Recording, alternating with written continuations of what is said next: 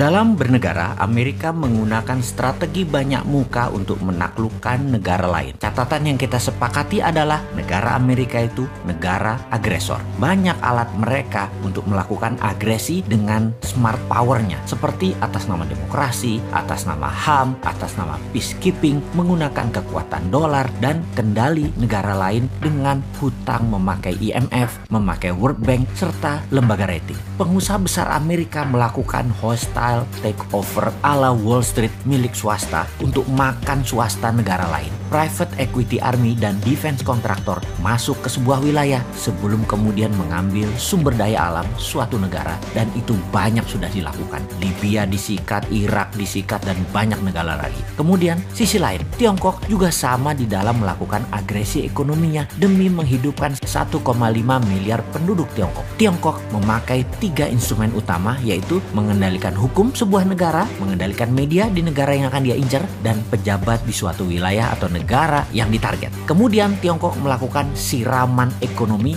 melalui BUMN Tiongkok, uang Tiongkok, SDM Tiongkok, dan teknologi Tiongkok. Indonesia kalau bersama Mardigu Nation New Mind akan juga merubah permainan. Kita tidak akan mau kena instrumen Tiongkok dan tidak akan pakai lagi instrumen Amerika. Jadi ketika mendapatkan mandat siapapun New Mind, maka saran terpentingnya akan diubah pertama-tama adalah posisi Bank Indonesia. Kemudian Kementerian Pertahanan. Kementerian tersebut bukan bertahan dengan menguatkan bedil persenjataan dan mesin perang fisik, namun membangun 5 garda penyerangan. Sungguh, apa yang saat ini manajemennya di Kementerian Pertahanan hanya 1/5 dibandingkan apa yang akan kita bangun dalam Kementerian Perang atau Minister of War atau Department of War ala New Mind. Di negara berdaulat dan negara besar, Kementerian Pertahanan manajemennya dan actionnya sudah berubah sejak 20 tahun yang lalu. Indonesia sudah memiliki banyak panglima, menteri pertahanan, namun sayangnya semuanya old mind, kunonya kebablasan. Sekali lagi, ke depan bukan lagi Department of Defense. Itu hanya satu di antara 5 pilar Kementerian Perang Republik Indonesia versi New Mind. Dalam Kementerian Perang ada divisi propaganda luar negeri, ada divisi ekonomi luar negeri, ada divisi telekomunikasi, IT, warfare by others means, atau berbagai jenis perang seperti perang sel, terorisme, biological warfare, dan counter insurgency warfare akan melengkapi selain saat ini yang kita punya 3 matra militer, darat, laut, udara. Panglima tentara adalah wamen atau wakil menteri, atau bisa juga merangkap sebagai menteri pertahanan tergantung kebutuhan dan situasi serta kemampuan individu panglima tersebut. Dimana kalau panglimanya juga menteri perang, wamennya dari instrumen lain yaitu sipil yang berpengalaman luar negeri. Itu bisa juga. Atau dibalik, mana yang penting? Yang penting mereka paham, berani bertindak, dan cepat mengambil keputusan. Department of Homeland Security adalah kementerian yang membawahi kepolisian. Kepolisian sekarang tidak direct ke presiden, tapi di bawah kementerian. Kementerian Homeland Security dan National Defense Council di bawah Menko Pertahanan, Keamanan, dan Perang, Menko PKP. Ini nomenklatur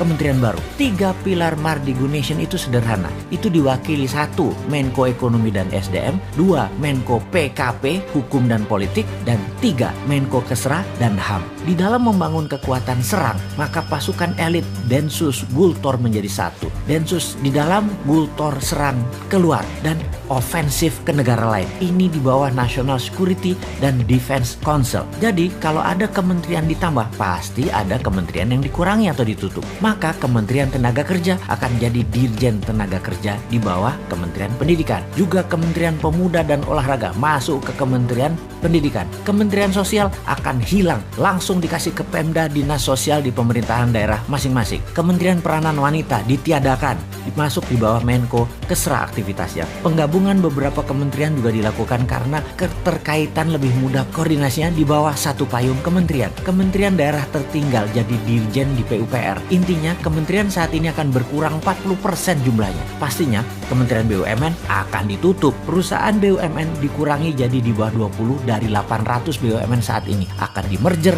ditutup, dijual ke publik IPO hingga mayoritas 100% dijual. BUMN langsung berada di bawah kementerian terkait. Misalnya Pertamina dan PLN di bawah Kementerian ESDM. Jadi, New Mind akan mengembalikan semua fungsi alat negara sesuai Undang-Undang Dasar 45, di mana kementerian adalah jabatan politik dan sebagai regulator, tidak lagi sebagai operator.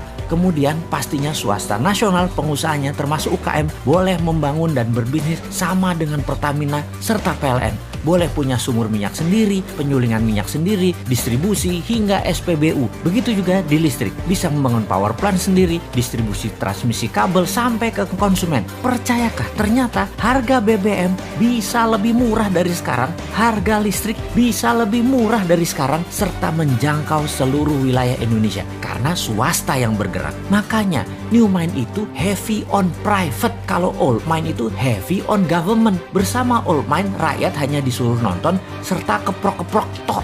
Bersama New Mind UKM terbang menaklukkan dunia.